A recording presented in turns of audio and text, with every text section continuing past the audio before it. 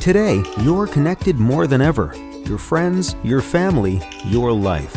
Having a partner that understands banking is what you do on your time, anywhere you like. It's about being connected. Renaissance Bank, understanding you.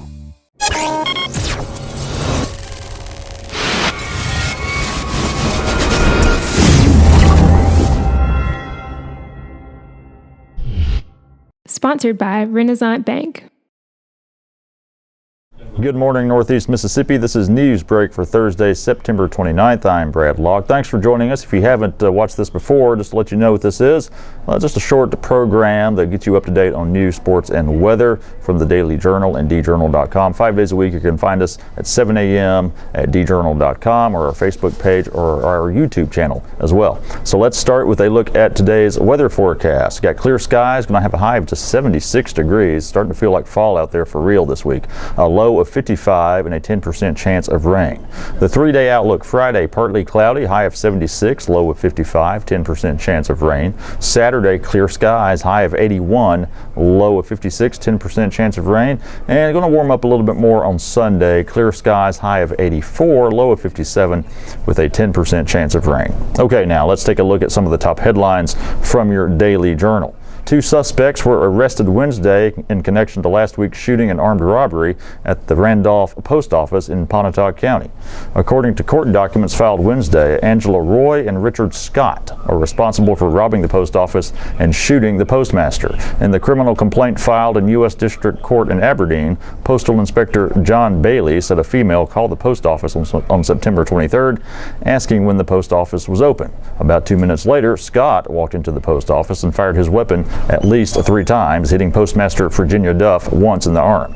Duff reportedly ran to a nearby restaurant, bleeding and begging for help. Employees there called 911 and alerted authorities. Investigators tracked the cell phone used to call the post office to Scott, who lived with Roy in Wilmer, Alabama. When they crossed the Louisiana state line Tuesday, the car was spotted in Lockport, Louisiana, and the 2 were arrested by U.S. Marshals. Scott and Roy appeared before Magistrate Joseph Wilkinson Wednesday at 2 p.m. in a federal courthouse in New Orleans for their initial appearance. The couple will be transported back to Mississippi later this week. Tupelo High School students explored family, football, and growing up in Mississippi on Wednesday during a presentation by author Stuart Stevens. The Jackson native spoke to Tupelo High students at the Performing Arts Center as part of this year's Tupelo Reads program.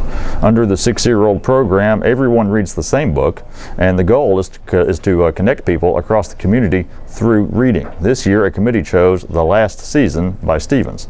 The book is based on the University of Mississippi's 2013 football season. That year, Stevens attended every game with his then 95-year-old father. The book weaves those experiences together with Stevens' personal stories about growing up in Mississippi. Stevens talked to students about growing up in civil rights era Mississippi, his experiences in politics, and his family. After speaking to students, Stevens attended a book signing and lunch event at the Lee County Library. Someone who is usually behind the scenes will play a lead role in this year's Reed's Tupelo Christmas Parade. The parade's 2016 Grand Marshal will be downtown Tupelo Main Street Association Executive Director Debbie Brandenburg. Reed's President Jack Reed Jr. made the announcement during a press conference on Wednesday. DTMSA oversees the parade, and Brandenburg said she will still be keeping most of her other parade duties. She said she would make sure everything was ready before getting in front. This marks Brandenburg's 25th year at DTMSA. She invited downtown merchants to join her on the route to celebrate the completion of the Elvis Presley Birthplace Trail. The parade will be on Friday, December 2nd at 7 p.m. The theme is Miracle on Main Street. Groups can register by downloading an application at tupelomainstreet.com. Applications are also available at the DTMSA office on South Broadway Street.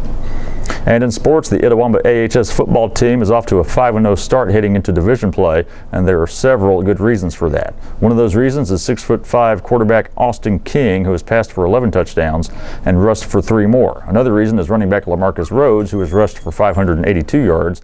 And then there's sure-handed receiver Caleb Whittle, who has 24 catches for 583 yards and 6 TDs. The Indians are strong on defense, too, where they're led by linebacker Jamal Shumpert and defensive lineman Quincy Standifer.